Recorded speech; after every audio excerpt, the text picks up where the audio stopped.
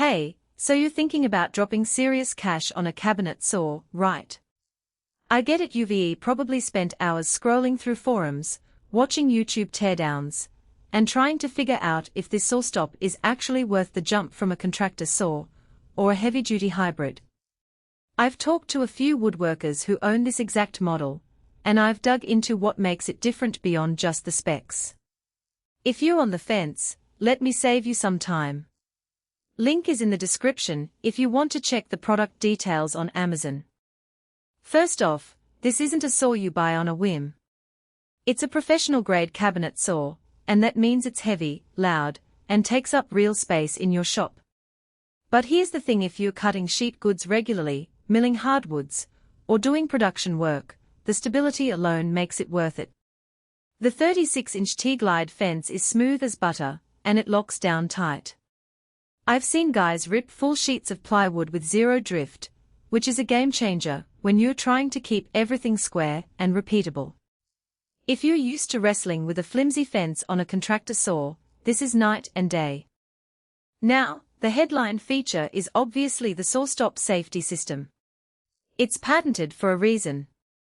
I know a guy who accidentally dropped a hand into the blade mid-cut. Yeah, it happens, and the saw stopped in milliseconds, the blade dropped, and he walked away with just a scratch. That kind of peace of mind isn't something you can put a price on, especially if you've got kids or helpers in the shop. But here's the trade-off: the brake cartridge is a consumable.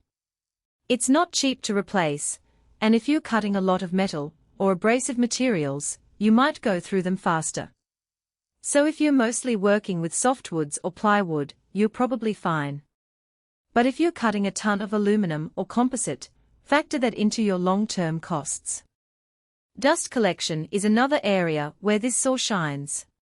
The cabinet is sealed, and the dust port is positioned well. I've run it in my garage without a shop vac, and still ended up with less mess than my old contractor saw. That said, it's not perfect. If you're doing a lot of ripping, you'll still want a good dust shoe and hose setup, because the stock port can get clogged if you're not cleaning it out regularly. But compared to most cabinet saws, it's a step up in keeping your workspace clean. Let's talk about who this saw is for. If you're a hobbyist who occasionally cuts sheet goods or builds a project every few months, this is overkill. You'd be better off with a hybrid saw, or even a high-end contractor saw. But if you're doing production work, building cabinets, or milling hardwoods daily, this is where it pays off. The motor is 1.75 HP, and it doesn't bog down even when you're pushing thick stock through. I've seen it cut through 4/4 hard maple without breaking a sweat, which is impressive for a saw in this price range. Now, the biggest reasons to skip it. First, the price. This isn't a $500 saw.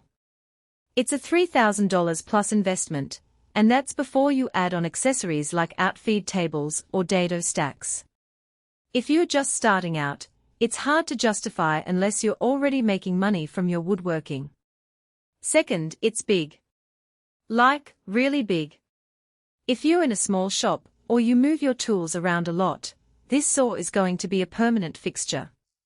It weighs over 400 pounds, so unless you've got a helper, or a strong back, moving it isn't happening. And third, the safety system is great, but it's not foolproof. If you're careless with your setup, like not aligning the fence properly or forcing the stock, you can still get kickback. The saw won't save you from bad habits. So, who should buy it? If you're a professional woodworker, a serious hobbyist who's ready to step up, or someone who values safety and precision above all else, this is a solid choice.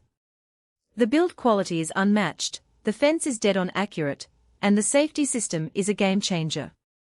But if you're on a budget, or you're not ready to commit to a permanent shop setup, there are better options out there. At the end of the day, this saw is about reducing risk and increasing precision. If that's what you need, it's worth the investment. If not, save your money and look at something more suited to your workflow. Either way, do your homework before you pull the trigger.